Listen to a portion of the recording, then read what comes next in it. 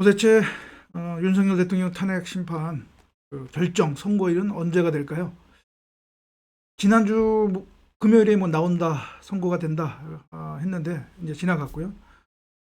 이번 주 금요일에 있을 것 같다라고 하는 것이 중론인데, 제가 조금 전에 뉴스 확인했는데 아직까지 결정일이 선고됐다, 그런 뉴스는 보이지 않고 있습니다. 이거 자칫하면 이번 주에도 선고일이 안 나올 것 같고요. 다음 주에 선고가 다음 주로 미뤄질 가능성도 배제할 수 없을 것 같습니다. 예. 참 이것 때문에 또 양 진영, 국민들 사이에서도 지금 혼란이 좀 일고 있는데, 자, 그 혼란과 관련해서 또 이게 지금 양 진영에서 이 결정의 그 주문 내용을 예측하는 것이 극과 극이죠. 지금 윤석열 대통령 탄핵을 반대하는 측에서는 각하될 것이다, 기각될 것이다, 구체적으로 숫자까지 나옵니다. 5대 3이다 이렇게 나오고요. 반대는 당연히 8대 0 전원일치 인용이다, 이제 이렇게 얘기가 나오고 있습니다. 이게 지금 어디 쪽 말이 맞는지 결국은 나중에 결정 선고되면 밝혀지겠지만, 지금 이 최근에 조금 전에 제가 얘기했다시피 이 각하, 그러니까 각하라고 하죠. 예, 각하. 이 각하 얘기가 지금 흘러나오고 있습니다. 그러니까 현재 재판부가 이 탄핵 심판, 국회의 탄핵 심판 청구를 각하할 것이다라고 하는, 결국은 이 심판 청구가 부적법하다. 부적법하다. 그러니까 본안도 판단할 필요 없이 이 탄핵소추 절차가, 이것이 적법 절차, 관련된 규정을 지키지 않았기 때문에 각하다라고 하는 얘기인데요. 지금 이게 윤석열 대통령 변호인 측 그리고 여당 측에서 지금 유력하게 나오고 있습니다. 그 중에서 이 부적법하다, 각하다라고 하는 그 근거로 내세운 것 중에 하나가 있는데, 그 중에 하나가 뭐냐면은 저겁니다. 일사부재의, 여러분 아마 말 들어봤네요. 일사, 잘 안 써지네. 부재의. 그러니까 국회법 92조일 겁니다. 그러니까 한 회기에서 부결된 안건은 동일 회기에서는 다시 발의되거나 부결할 수 없다라고 하는 이 일사부재 원칙, 이거 위반된 것이다, 이렇게 얘기를 하고 있습니다. 그러니까 각하설의 한 논거로서 국회가 탄핵소추한 거, 그러니까 탄핵소추를 발의를 2번을 했었죠. 처음에 했던 거 12월 4일인가? 그게 이제 국회의장은 투표 불성립이라고 이렇게 했지만 부결이죠, 사실상. 그리고 그 다음에 12월 12일인가? 사진을 제가 준비했는데 그거를 보면서 얘기를 하겠습니다. 네, 여기 나왔네요. 지금 여러분 화면에 여기 나와 있죠. 12월 7일 날 투표 불성립으로, 그러니까 부결이죠, 폐기된 거, 이거 하나가 있고요. 그 다음에 하나는 12월 14일 날, 이거는 이제 가결이 됐죠. 가결이 된 거 있습니다. 이게 지금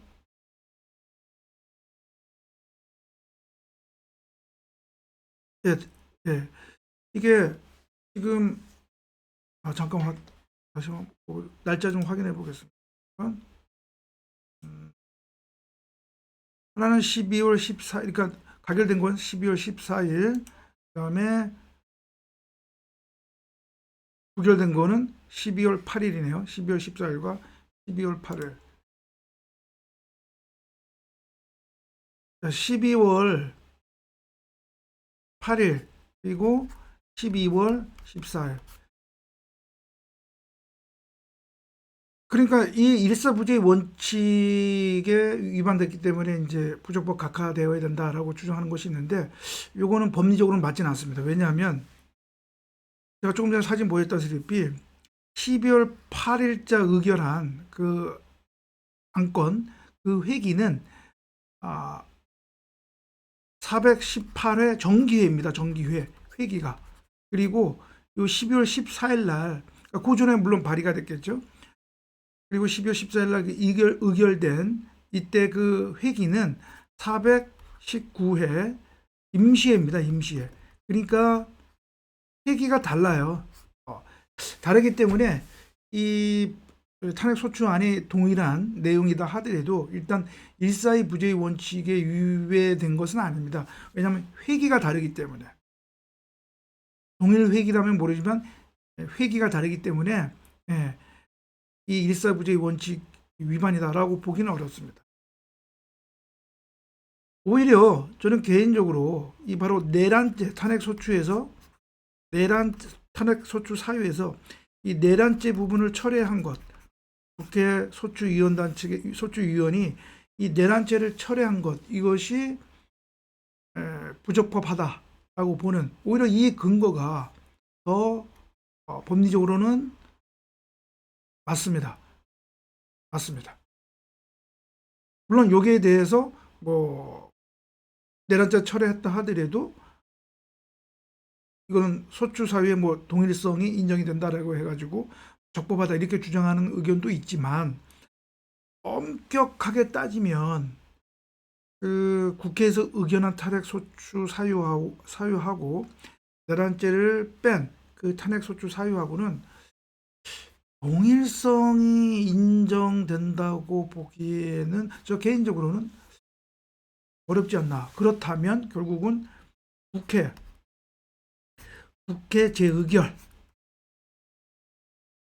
재의결을 받아야 되는 것 아니냐.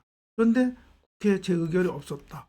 그러면 결국은 의결 없는 탄핵소추 사유나 마찬가지입니다. 의결이 없는, 그러니까 내란죄 부분을 뺀 그 탄핵소추 사유는 국회에 의결 없는 탄핵소추 사유이고, 결국 국회 의결 없는 탄핵소추이기 때문에 부적법하다는 거거든요. 왜냐하면 탄핵소추에 있어서 국회 의결은, 탄핵소추에 있어서 국회 그 의결은 이 심판 청구의 적법 요건이에요. 적법 요건.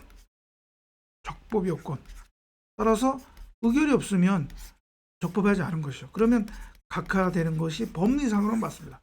다만 지금 재판부 이제 평의를 하고 판결을 할 텐데, 판결이 이미 이루어졌는지는 모르겠지만 이것은 이러한 그 심판 청구 적법 요건에 대한 것은 이른바 직권 탐지 사항이거든요. 그러니까 이거는 그 당사자가 주장하지 않는다 하더라도 반드시 이거는 확인해야 할 사항이에요. 재판부가. 그래서 재판부가 만약에 이것은 부적법하다라고 하면은 각하하는 것이고, 적법하다라고 하는 것은 이제 본원 판단으로 넘어가는 거죠. 과연 재판부 8인의 재판관 중에서 과연 이 각하 의견을 내는 재판관이 몇 명이나 나올까? 왜냐하면 이게 중요한 게, 각하 의견을 내는 판결에서 각하 의견을 내는 재판관은 본안에 대해서는 판단하지 않습니다. 인용이냐 기각 판단하지 않습니다. 따라서 만약 각하 의견 나오는 분이 3명이다라고 하면 그거는 말 그대로 윤석열 대통령은 다시 복귀하는 거죠. 대통령직에 복귀하는 것이 되죠. 그렇게 되는 것입니다. 그래서 이게 과연 탄핵소추 사유에서 내란죄 부분을 뺀 것이 과연 어떻게 이게 각하 의견으로 의견을 제시하는 헌법재판관 분들이 계실까? 그리고 계시다면 몇 명이나 있을까? 이게 만약에 정말 각하 의견이 3분이 나와서 이것이 전국적으로 윤석열 대통령 측에 승소가 된다면, 이거는 국회의 자업자득이다. 국회 소추위원회 자업자득이다. 이렇게 볼 수밖에 없는 것이죠. 그렇습니다. 그리고 또 이런 각하와 관련해서 법률 전문가가 아닌 일반 시민들은 이러한 의문을 제기를 해요. 그러면 그렇게 부적법화해서 각하다라고 하면 왜 이렇게 지금까지 변론을 쭉 열었느냐. 총 13회인가요? 12회인가? 아무튼 그 변론을 열었잖아요. 그죠? 왜 그렇게까지 변론을 할 필요 없이 그냥 진작에 초장에 그냥 이건 부적법하다라고 해서 각하를 하지 왜 지금까지 이렇게 변론을 끌었느냐 이렇게 얘기를 이렇게 그 의문을 제기하는 분들도 있을 거예요. 또 그 제도권 방송에서도 보니까 이런 내용이 있더라고요. 근데 요거는 이제 법리적으로 이런 게 있습니다. 뭐냐면 이 각하도 결국은 종국 결정이거든요. 종국 최종적으로 하는 종국 결정, 종국 재판입니다. 따라서 원칙적으로 이러한 종국 결정은 변론을 다 마치고 나서 변론이 다 종결한 다음에 하는 겁니다. 예, 예. 설사 이 피청구인 측이 그렇게 이건 각하되어야 한다 이러한 사유로 인해서 얘기를 한다 하더라도 그럼 변론 중이기 때문에 그거는 심리를 통해서 이제 해야 되거든요. 그렇기 때문에 원칙적으로 변론을 다 마치고 나서 본안에 대한 변론까지 다 마치고 나서 재판관들이 평의를 통해서 거기에 대해서 판단을 하는 거죠. 그래서 각하가 맞다면 각하, 그것이 아니다라고 하면 이제 본안으로 가는 것이죠. 그래서 지금까지 이제 변론을 쭉 해왔던 겁니다.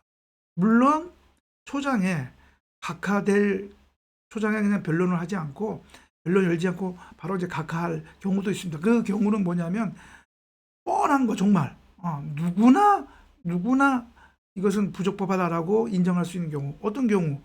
그러니까 뭐 예를 들어서 사망자에 대한 탄핵 소추 이런 거는 뻔하잖아요. 이거는 더 이상 뭐 이런 탄핵 심판을 할 이유가 없는 거잖아요. 그러니까 이런 것처럼 뻔한 경우가 아닌 한은 일단은 변론을 다 거치고 나서 각하라 하더라도 다 변론을 거치고 나서 종국 결정으로서 선고를 한다.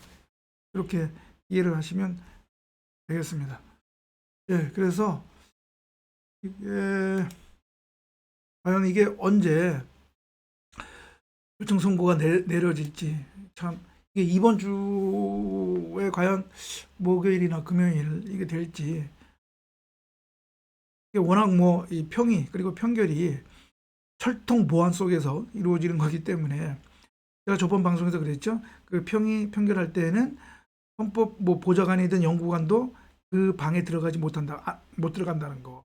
그렇기 때문에 재판관들만 입 다물고 있으면 정말 모릅니다.